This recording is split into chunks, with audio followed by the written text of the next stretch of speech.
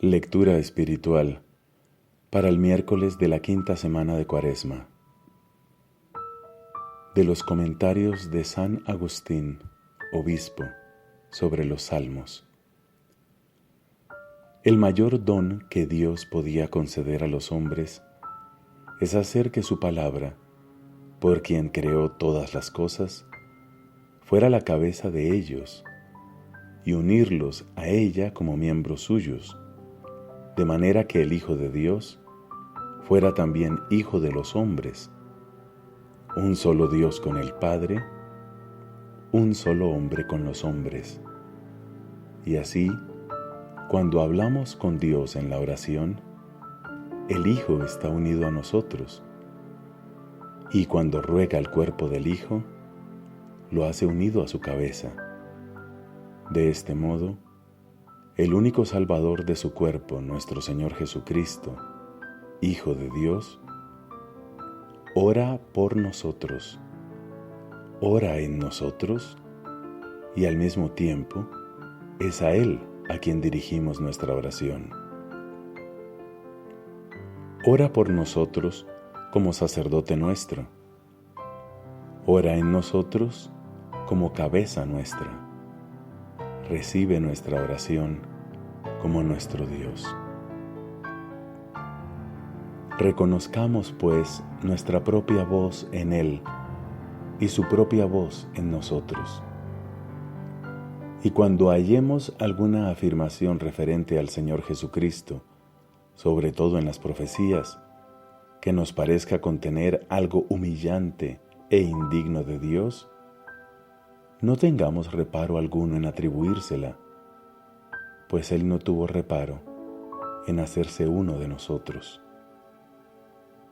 A Él sirve toda criatura, porque por Él fue hecha toda criatura, y por esto contemplamos su sublimidad y divinidad cuando escuchamos. Ya al comienzo de las cosas existía la palabra, y la palabra estaba con Dios, y la palabra era Dios. Ya al principio estaba ella con Dios. Por ella empezaron a existir todas las cosas, y ninguna de las que existen empezó a ser sino por ella. Pero los que contemplamos esta divinidad del Hijo de Dios, que supera y trasciende de modo absoluto a toda criatura, por sublime que sea, lo oímos también en otros lugares de la Escritura, gimiendo y suplicando como si se reconociera reo de algo.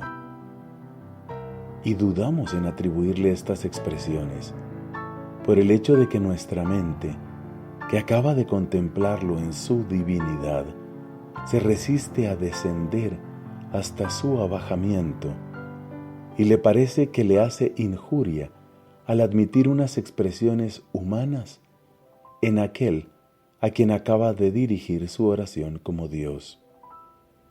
Y así duda muchas veces y se esfuerza en cambiar el sentido de las palabras, y lo único que encuentra en la Escritura es el recurso a Él para no errar acerca de Él.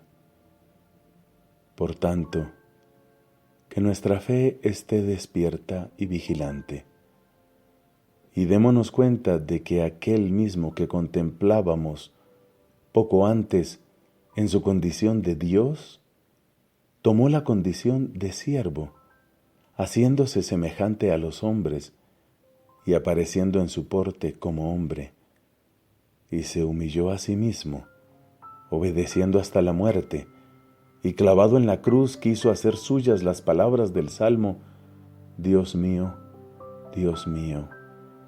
¿por qué me has abandonado? Por tanto, oramos a Él por su condición de Dios. Ora Él por su condición de siervo. Por su condición divina es creador. Por su condición de siervo es creado, habiendo asumido Él inmutable a la criatura mudable y haciéndonos a nosotros con Él un solo hombre, cabeza y cuerpo.